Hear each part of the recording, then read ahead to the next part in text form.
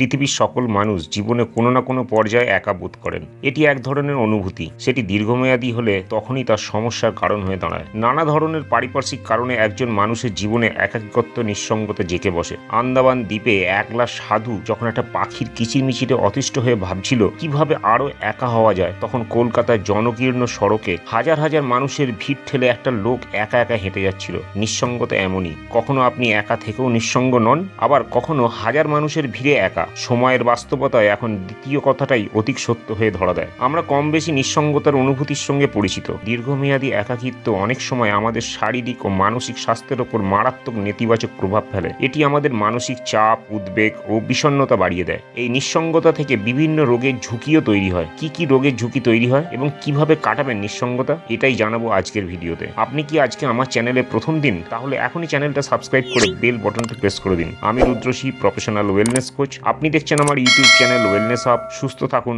সুস্থ রাখুন।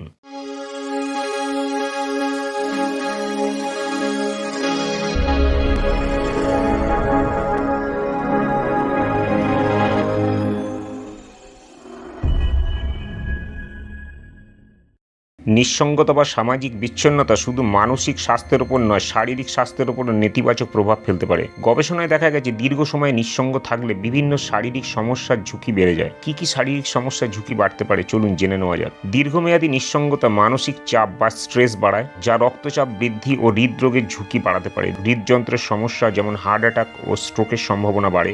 নিঃসঙ্গতা শরীরের রোগ প্রতিরোধ ব্যবস্থা দুর্বল করে দেয়, ফলে সংক্রমণ ও বিভিন্ন রোগে আক্রান্ত হওয়ার ঝুঁকি বাড়ে। সামাজিক যোগাযোগের অভাব মানসিক অস্থিরতা তৈরি করে, যার ফলে ঘুমের সমস্যা দেখা দিতে পারে। দীর্ঘমেয়াদী নিঃসঙ্গতা স্মৃতিভ্রংশ বা অ্যালজাইমার রোগের ঝুঁকি বাড়াতে পারে। মনোযোগ কমে যাওয়া এবং সিদ্ধান্ত নেওয়ার ক্ষমতা হ্রাস পায়। এক্ষেত্রে নিঃসঙ্গতার ফলে শারীরিক সক্রিয়তা কমে যেতে পারে, যা মেটাবলিজমে প্রভাব ফেলে এবং টাইপ 2 ডায়াবেটিস বা স্থূলতার ঝুঁকি বাড়িয়ে দেয়। গবেষণায় দেখা গেছে যারা দীর্ঘদিন নিঃসঙ্গ থাকেন তাদের আয়ুষ্কাল তুলনামূলকভাবে কম হতে পারে। নিঃসঙ্গতা মোকাবিলার জন্য কিছু কার্যকর কৌশল ও পরামর্শ রয়েছে, যা মানসিক ও শারীরিক সুস্থতা বজায় রাখতে সাহায্য করতে পারে। পরিবার ও বন্ধুদের সঙ্গে যোগাযোগ রাখুন। নিয়মিত ফোন বা ভিডিও কল করুন। দেখা করার পরিকল্পনা করুন।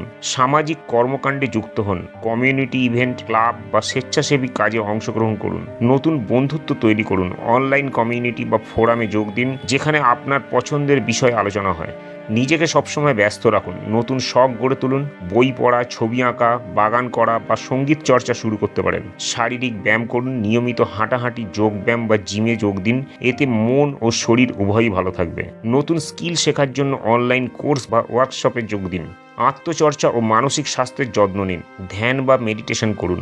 মানসিক চাপ কমাতে ও মানসিক প্রশান্তি বজায় রাখতে সহায়ক। ডায়েরি লিখুন বা নির্ভরযোগ্য কারোর সঙ্গে অনুভূতি ভাগ করুন। পর্যাপ্ত ঘুম ও পুষ্টিকর খাবার মানসিক স্বাস্থ্যকে শক্তিশালী রাখে। পেশাদার সহায়তা নিন। কাউন্সিলর বা মনোবিজ্ঞানীর সাহায্য নিন। যদি নিঃসঙ্গতা অতিমাত্রায় অনুভূত হয় বা মানসিক চাপ তৈরি করে, তবে বিশেষজ্ঞের কাছে পরামর্শ নিন। সাপোর্ট গ্রুপে যোগ দিন। যারা একই সমস্যার সম্মুখীন, তাদের সঙ্গে কথা বললে বোঝার অনুভূতি তৈরি হবে। ইতিবাচক মানসিকতা গড়ে তুলুন। সবসময় কৃতজ্ঞ থাকুন। প্রতিদিনের ছোট ছোট ভালো মুহূর্তগুলোর জন্য কৃতজ্ঞ থাকুন। নিজের প্রতি সদয় হন। নিজেকে দোষারোপ না করে ভালোবাসা ও যত্ন নিন। তো এটাই ছিল আজকের টপিক।